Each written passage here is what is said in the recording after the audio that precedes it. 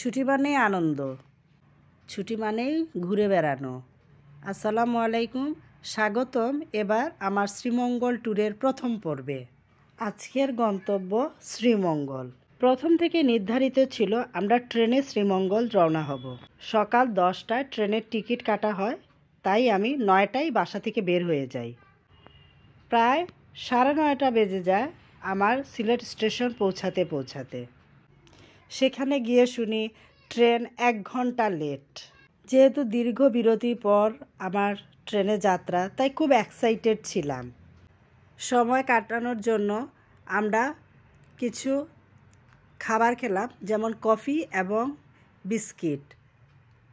তারপর প্রতীক্ষার প্রহর গুনতে দেখলাম ইঞ্জিন বাবাজি আসতেছেন। তারপরই আমরা উঠে পড়লাম ট্রেনে। শুরু হলো আমাদের যাত্রা। যাই হোক, বেশ ভালোই লাগছিল দীর্ঘ বিরতির পর আমার এই ট্রেন যাত্রা। চারিদিকে খোলা মাঠ, ধান কাটা হয়ে গেছে। খুব ভালোই লাগছিল জার্নিটা। কিছুক্ষণ প্রায় 2 ঘন্টা আমাদের যাত্রা ছিল। তার মধ্যে কিছু খাওয়া দাওয়া হলো, আবার সেই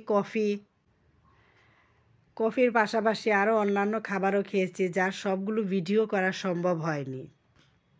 সিলেট মানেই চা বাগান। ট্রেন দিয়ে যাত্রা করবেন না, চা বাগান দেখবেন না, তা তো হয় না। কি অপরূপ দৃশ্য! ছোট ছোট টিলা বেয়ে আছে শুধু চা বাগান সাজানো থরে থরে। টিলার মাঝে মাঝে চা বাগানের ফাঁকে ফাঁকে অনেক গাছ। এই দেখতেই আমরা পৌঁছে গেলাম আমাদের সে কাঙ্ক্ষিত স্থান। 2 ঘন্টা যাত্রার পর আমরা পৌঁছে গেলাম আমাদের সেই কাঙ্ক্ষিত শ্রীমঙ্গল ট্যুরে। স্বাগতম সবাইকে শ্রীমঙ্গলে। স্টেশন থেকে বের হয়ে আমরা যাত্রা করলাম জিপ গাড়িতে। জিপ করে যেতে সে চা বাগানের অপরূপ দৃশ্যগুলা আমাদের চোখের সামনে ভেসে উঠছে। এত সুন্দর দৃশ্য, প্রকৃতির মনোরম সাজিয়ে রেখেছে এই চা বাগানকে।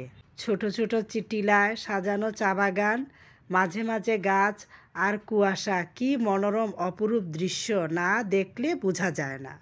তারপরেই পৌঁছে গেলাম আমাদের সেই কাঙ্ক্ষিত স্থান বধ্যভূমি 71, যা বিজিবির আওতাধীনে আছে। সাজানো গুছানো, বেশ পরিষ্কার পরিচ্ছন্ন একটা জায়গা। 1971 সালের এই বধ্যভূমিতে শহীদদের পাকিস্তানি হানাদার বাহিনীরা মেরে ফেলেছিলেন। তারই স্মরণে বধ্যভূমি 71। ছোট খাল বেয়ে যাচ্ছে পানি, তার 2 পাশেই মনোরমভাবে গুছানো গাছগাছালি। বেশ সুন্দর জায়গা। এখানে রেস্টুরেন্টের মতো আছে, আপনি পাবেন বিভিন্ন ধরনের বিভিন্ন স্বাদের চা। সাজানো গুছানো। হাঁটতে আমরা দেখে খুব ভালোই লাগছে। চারিদিকে গাছ, বেশ বড় বড় গাছ। তারপর সে খালের উপর দিয়ে একটা ব্রিজের মতো আছে, সে ব্রিজ দিয়েই আমরা পার হতে থাকলাম। তার উপরে ছিল বাগান বিলাসের অনেক 2টা গাছ, বেশ সুন্দর করে সাজানো। সেই ব্রিজটা আস্তে আস্তে পার হলাম। পার হয়ে ওই পারে বধ্যভূমির যে সমাধিগুলো আছে, সেগুলোর কাছাকাছি আমরা এগোতে থাকলাম। পরিপাটি করে সুন্দর করে গুছানো। অনেক ট্যুরিস্ট, বাইরের লোকজন, মানে সিলেটের বাইরের বলছি, লোকজনরা বেড়াতে এসেছেন। ভেতরে ছোট ছোট করে ছাতা দেওয়া, সুন্দর করে বসার ব্যবস্থা। এই সেই মূল সমাধিস্থল, যেখানে শুয়ে আছে আমাদের এই দেশকে হানাদার মুক্ত করার জন্য শহীদরা, যারা এই দেশের জন্য প্রাণ দিয়েছেন, তাদের প্রতি বিনম্র শ্রদ্ধা। এখানে আছে ওনাদের নামের তালিকা, তার পাশাপাশি অনেক গুছানো। তারপরই আমরা রওনা দিলাম মাধবপুর লেকের উদ্দেশ্যে। শ্রীমঙ্গল শহরটাই সম্পূর্ণটাই চা বাগান দ্বারা বেষ্টিত। দুই পাশে চা বাগান, মাঝে সরু সড়ক।